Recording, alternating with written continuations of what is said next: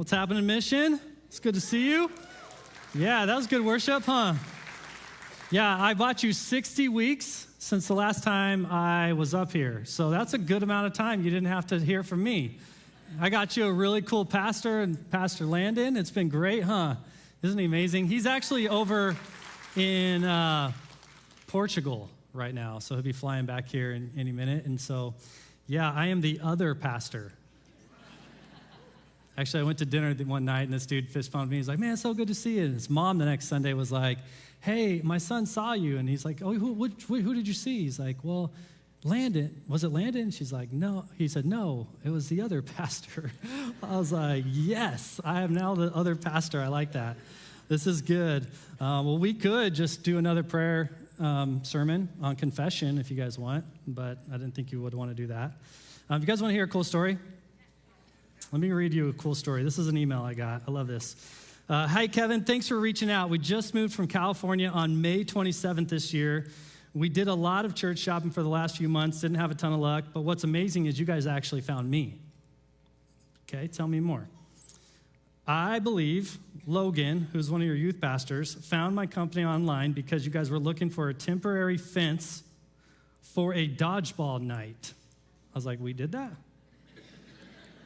I personally delivered the fence on a Saturday night, and I got to meet some of your amazing staff. Came to church the next morning. Good job, staff, inviting. It's awesome. And it was a match made in heaven. Excited to join you guys for a long time to come. Keep up the great work. Andrew, he was here at the 9 o'clock. He stood up, and he's like, let's go.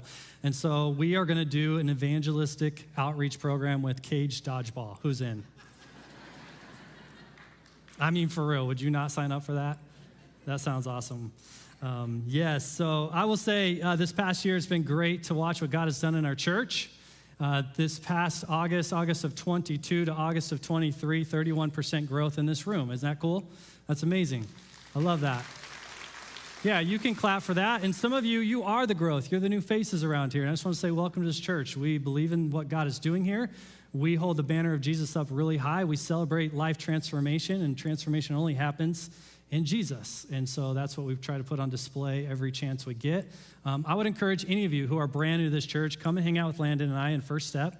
If you want to make this place your home, come to a mission night on November 19th.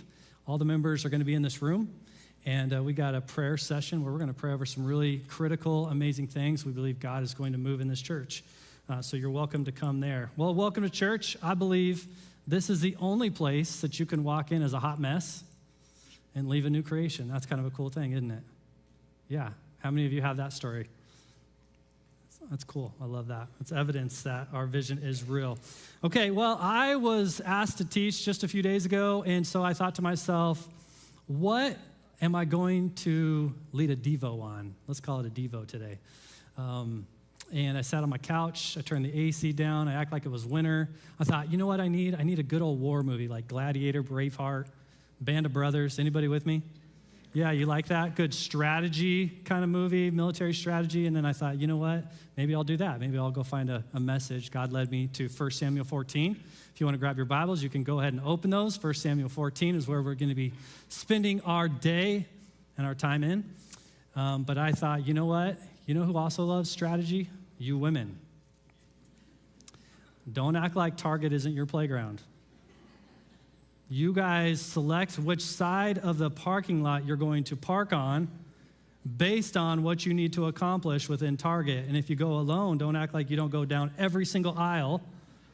Automobile aisle, yeah, I need to see that. So we are all in on this with strategy. And let's jump in today. We have been called this year with a season of growth, and God has already answered that call. It's not about being surprised, it's about being prepared, and God is going to do some amazing thing. So the title of today's message is Perhaps God Will Shake the Earth. Perhaps God will shake the earth. Wouldn't you love to see that? Would you not love to be part of a story where God literally shakes the earth in your life or in front of you or around you? Well, that's what Jonathan got to experience, which I think is really cool. So 1 Samuel 14, I'm going to start in the verse 22 of chapter 13 to set some stage. So on the day of the battle, there was neither a sword nor spear found in the hand of any of the people was Saul and Jonathan, but Saul and Jonathan were the only two people that had swords. So your first point of the day, if you're taking notes today, is God will sometimes reduce your resources to prove how mighty he is. Isn't that a story in your life, perhaps? Maybe that God has not given you everything you needed, and yet you had doubt in your life, but you decided to move forward in faith, and you watched the God of heaven, who has all the power and created all your gifts. He's above the odds, show up in a mighty way, and he gets the credit and the glory for it. That's what we're going to talk about today. So to set the scene, Saul is king. He's 30 years old. He's the first king of Israel. He united the 12 tribes of Israel. He occupies baby boy's land, Benjamin, right? This is his place. And he is always defending the land from the Philistine army.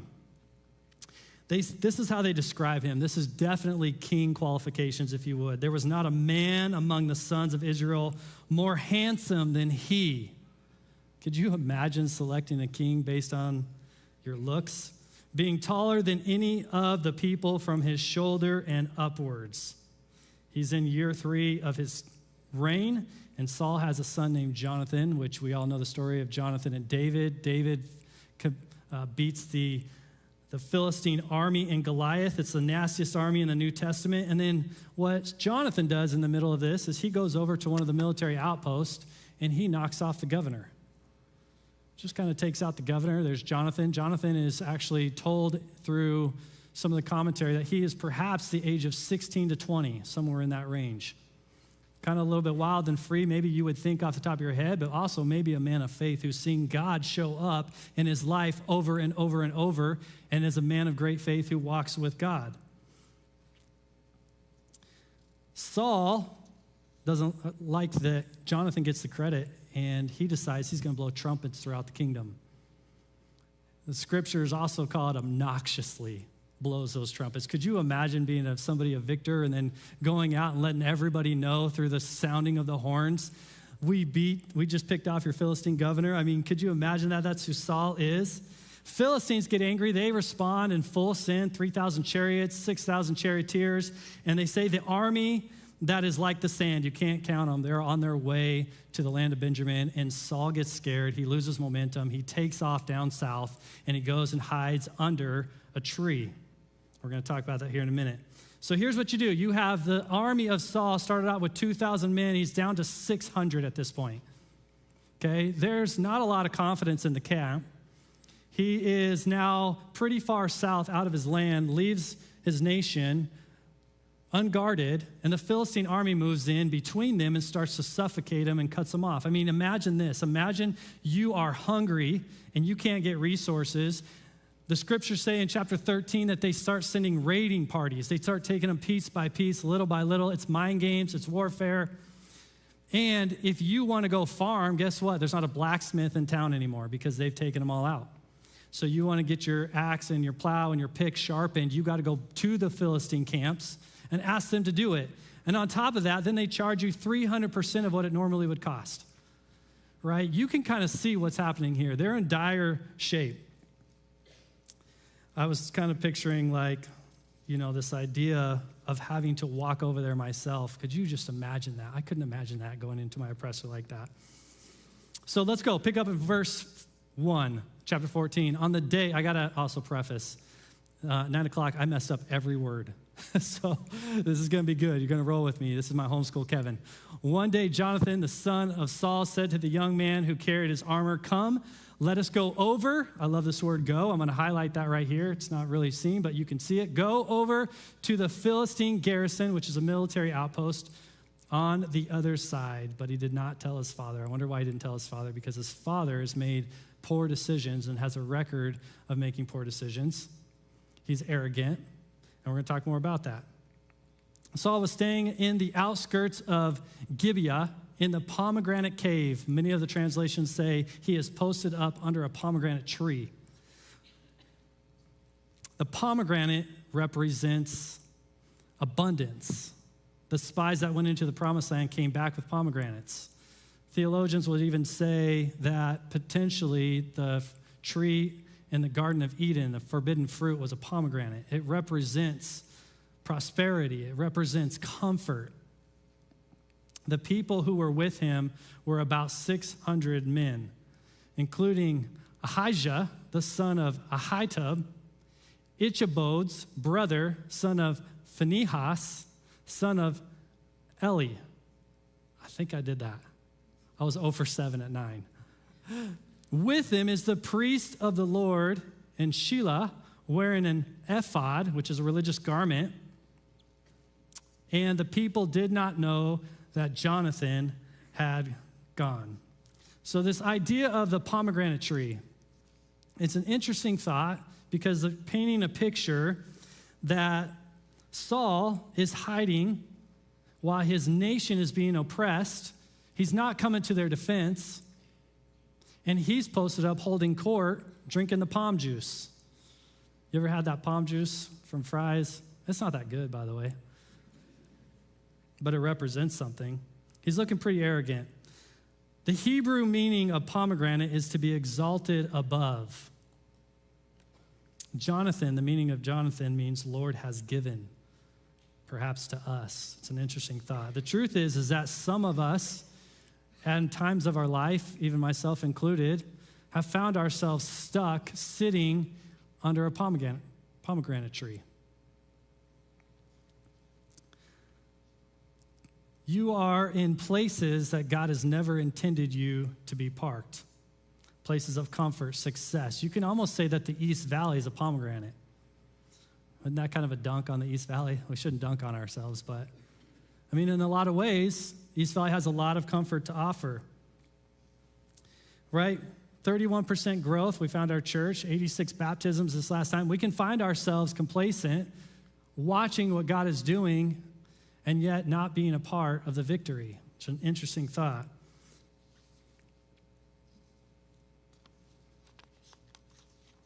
On the contrast, you got a 16-year-old man looking for a way to fight the battle and moves himself into position to be used by God. So might I suggest today that there's no victory can be won when you are stuck under the pomegranate tree. Verse 4.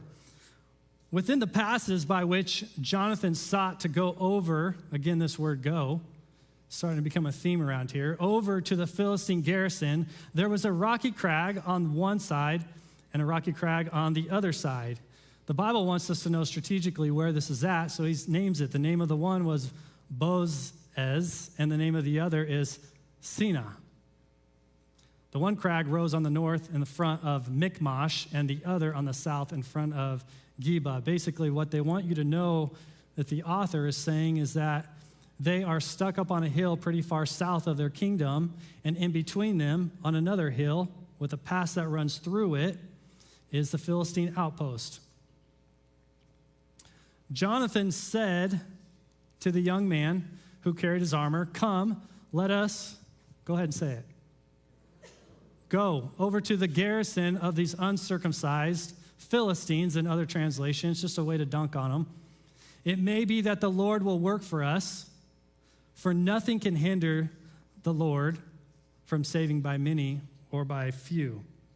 Again, he doesn't need our military strategy or weapons. He wants us to go see with curiosity and perhaps even the historical deliverance that God has in your life or you've seen in others, and have faith on how he will act on your behalf. This idea of go keeps coming out. I just want to sit here for a minute. It's going to get a little long, but bear with me because I want to point out some scriptures to you that really suggest that we need to be people who walk with God, people who are action-oriented, and people who are on the go. In Mark 16, he says to them, "Go into all the world and preach the gospel to all creation." In Isaiah, "Then I heard the voice of the Lord saying, 'Whom shall I send, and whom will go for us?' And I said, 'Here am I, send me.'" Isaiah. Psalms 32, "I will instruct you to teach you in the way you should." You're with me. "Go, and I will counsel you with my loving eye on you." "Go," said Jesus, "your faith has healed you." Immediately he received the sight and followed Jesus along the road. "But go and learn what this means. I desire mercy, not sacrifice, for I have not come to call the righteous, but sinners." Matthew 9:13, "Start children off on the way they should go, and even when they are old, they will not turn from it. Jesus answered, if you want to be perfect, go and sell your possessions and give to the poor, and you will have treasure in heaven. Then come follow me. Have I not commanded you, be strong and courageous, do not be afraid, do not be discouraged, for the Lord your God will be with you wherever you go. Let the morning bring me word of your unfailing love, for I have put trust in you. Show me the way I should go, for to you I entrust my life. Therefore go and make disciples. Like you're getting this, right? You're with me? It's good. Turn to the person next to you and say, go. It's good. But don't go right now.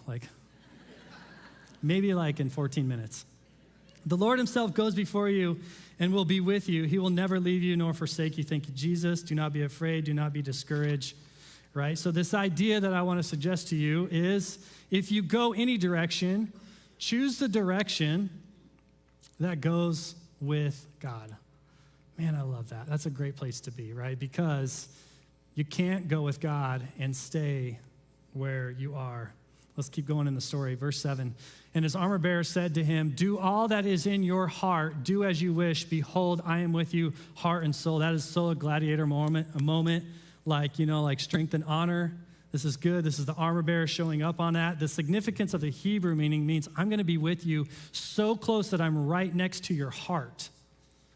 Do you have anybody in your life that is so close to you that's rolling hard with you? I would ask that you, before you move out with God and you go with God, you better look around you to see who's rolling hard with you, because where God is taking you, perhaps not everyone is ready for that assignment. Maybe that's why he didn't tell his dad, I'm taking off. Maybe that's why he's not rolling with 600 deep in army. He's rolling with his armor bearer.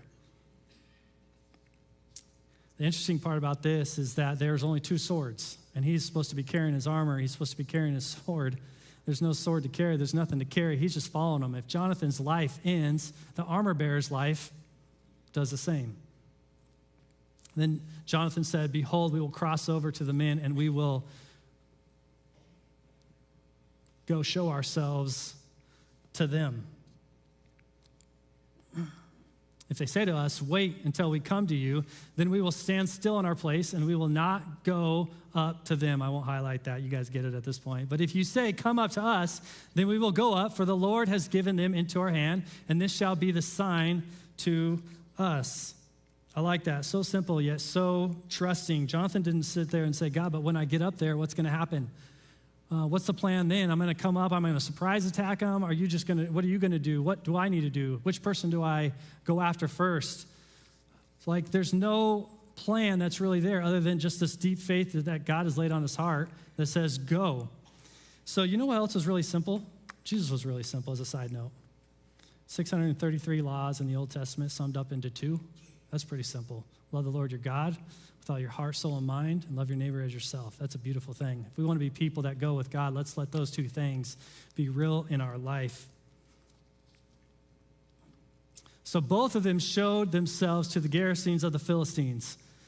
And the Philistines said, look, the Hebrews are coming out of the holes where they have hidden themselves. They're just totally taunting on them. I love this idea. And the men of the garrison held Jonathan and his armor bearer and said, come up to us and we will show you a thing, right? If I was a kid, my mom would say, I'll show you a thing or 2.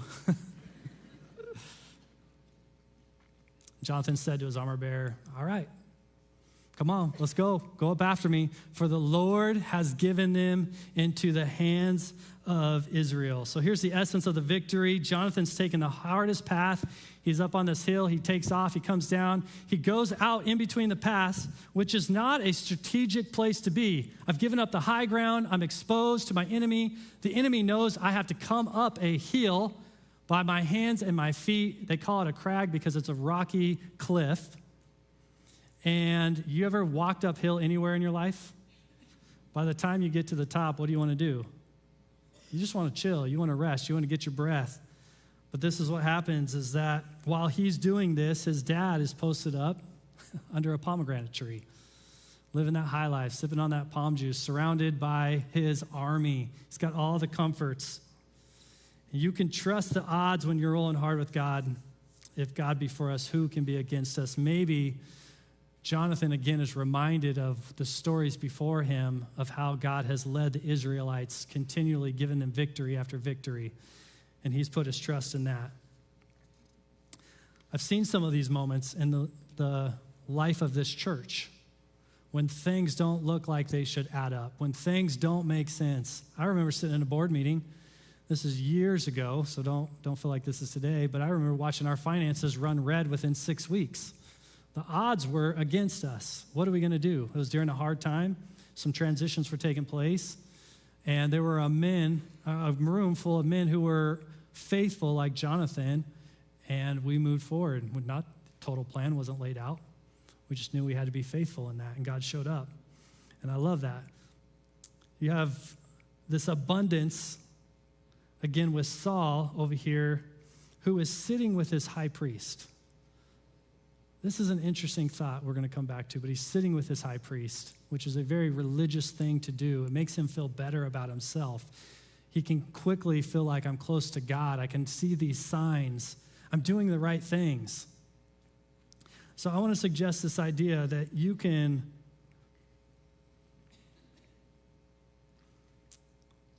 we'll come back to all that.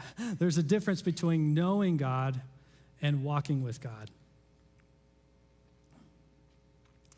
Knowing of God is informational. Walking with God is eternal. Jonathan is clearly walking with God. Jonathan says, let's go up. God has given them in the hands of Israel. They climb up hands and feet, and his armor bearer after him, and they fell before him. Jonathan and his armor bearer killed them after they all fell down. And the first strike, which Jonathan and his armor bearer made, killed about 20 men and about a half of an acre. There was panic in the camp, in the field, and among all the people, the garrison, and even the raiders trembled. The earth quaked. And it became a very great panic throughout all of the Philistine army, so much so that news got back to King Saul. And King Saul did a census. He didn't jump in. He did a census. He wanted to count all his men. Well, how many do we have? Hold up. Let's just count this room real quick. Should we count us before we attack? What do we have on our side? Let's just get at the information. Let's grab, okay, census, 600 men. Oh, 598, 2 are missing, right? Sometimes the plan doesn't wait on getting all the information. So there's a difference between knowing God and walking with God. Jonathan knows God. He walks with God. Saul has forgotten who God is and who he is in his life. Knowing of God is informational. Walking with God is eternal. I love this thought. I love this idea of going with God. I just want to sit on this for a second. We're not going to pray yet. Saul is surrounded by a bunch of men who are looking for him to be a leader, and they're trembling. The victory happened through Jonathan, and Saul feels like he experienced the victory, and yet he had nothing to do with it. It's counterfeit kingdom work. I think about this idea of going with God. One of the most special moments for me when I wake up in the morning, most mornings, is when the sky is black and it turns to color. It's a really beautiful picture of walking with God. Whether you go on a walk, whether you're sitting on your back patio, can happen anywhere throughout your day. The beginning and the end are always some of the best. But this idea of walking with God is a picture of holding his hand.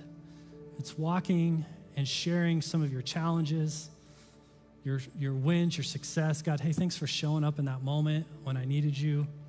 God, thank you for showing me your face through the birds and the creation. God, hey, when I messed up, when I said that thing, when I had that thought, I confess that to you. I want to repent. I want to walk with you. Our bond grows. Trust grows. It's this idea of truly getting to see who God is. The story goes on. And Saul responds with all of this extra work that does nothing.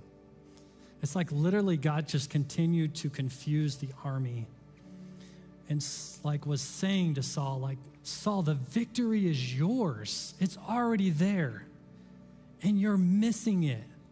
Oh, okay, you need me to move the ground to get your attention?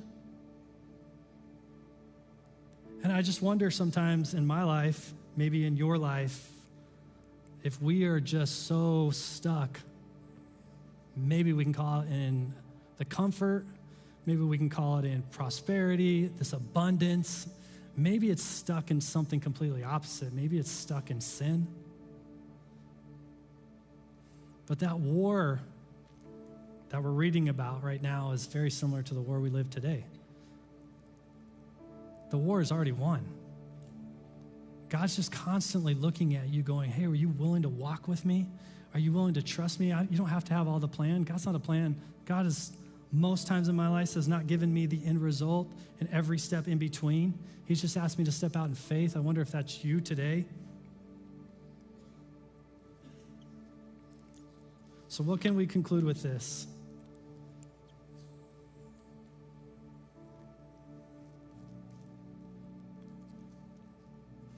You can know God and not know God. That's a scary thought.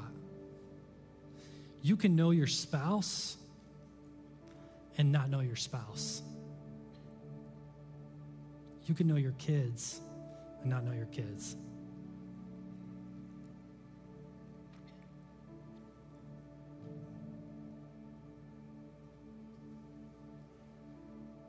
You can't walk when your hands are like this and want to hold hand with anybody. That's an awkward kind of a walking moment, isn't it? Nobody really wants to hold a hand like this. People want to hold hands like this.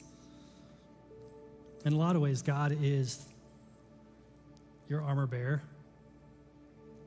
He wants to be so close to your heart. He wants to make the ground shake because of your faith. And as a church, I want us to be full of Jonathans, and I want us to confess that some days we're Sauls. And that's okay. But we can't sit under a tree for that long. We don't need to be king, but we need to be people who are faithful and joining with God, people who want to hear the voice of God and follow. The scariest part of this whole story is, I think, when I really put myself in Saul's situation and you see the rest of his life play out, I think he thought he was walking with God. I think he thinks he's doing all the right things. He's got church with him in a box, which is the Ark of the Covenant. He's got God right here next to me. He's waiting on him to show me a sign. I got my people with me. I got my army. I got my men. I've got it all, even though he's completely oppressed and choked out of his own kingdom. God rejected that high priest many chapters before. He was totally stuck. His inaction was his action. And it's still a decision to do nothing. I think about the East Valley in my 11 years of being a pastor here, and I love this community. Sometimes I think this community is stuck. And I don't want to be a church that's stuck. I don't want to be a church that thinks we got it right and we're doing all the right things and we show up and we sing these beautiful songs. We walk back into life thinking we've got it and we don't even know God. I don't want that. I don't want that for me. I don't want that for you. I just encourage you. In the stillness, God says, be still and know that I'm God. God is asking you, he's inviting you into some quiet places to move yourself back into God. If you want to go any direction, go in the direction of God. Let's be like Jonathan's. We can celebrate in 31% growth when there's also 6 years ago, I was told there's 300,000 people within a 10-minute drive that don't know Jesus. The victory is already ours. That's the cool thing. We live in the victory. We are victory people. And yet there's so many people that need to experience the same victory that you have. I want to be that church. I want to be the church that doesn't have the whole plan, doesn't have the best strategy, doesn't need to have all the details. But man, we're going to be a church full of faith.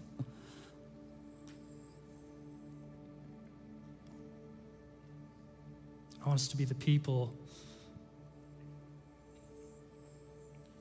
who are going with God. Would you guys bow your heads with me?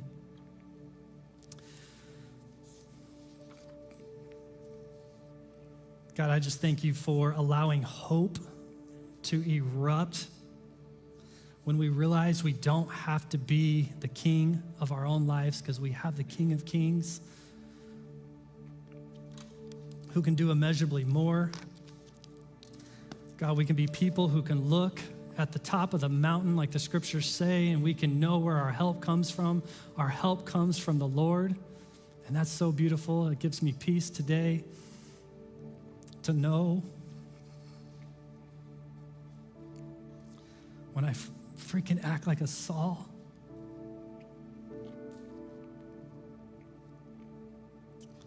you can pick me up, you can give me a little kick gently, you can move me back in the game. And I think that's what's so beautiful about who you are, is that we don't get stuck as Sauls, Father, that you see us as Jonathans. You see the best in us when we see the worst in ourselves. And so, God, I just pray for anybody in this room that feels like convicted right now, God, and feels like, man, am I a part of something that's counterfeit to the kingdom building that you called us to be people of go? Would you challenge us in that, God? Would you give us a word? Would you show up in our lives in the quiet moments this week? And would you move us beyond, like we sing, beyond those comfort borders? And then would we be people, Father, who have the faith to literally believe that you'll shake the ground for us? I want to see that. I want to see that, God. Let's shake this place up in your name. In Jesus' name we pray.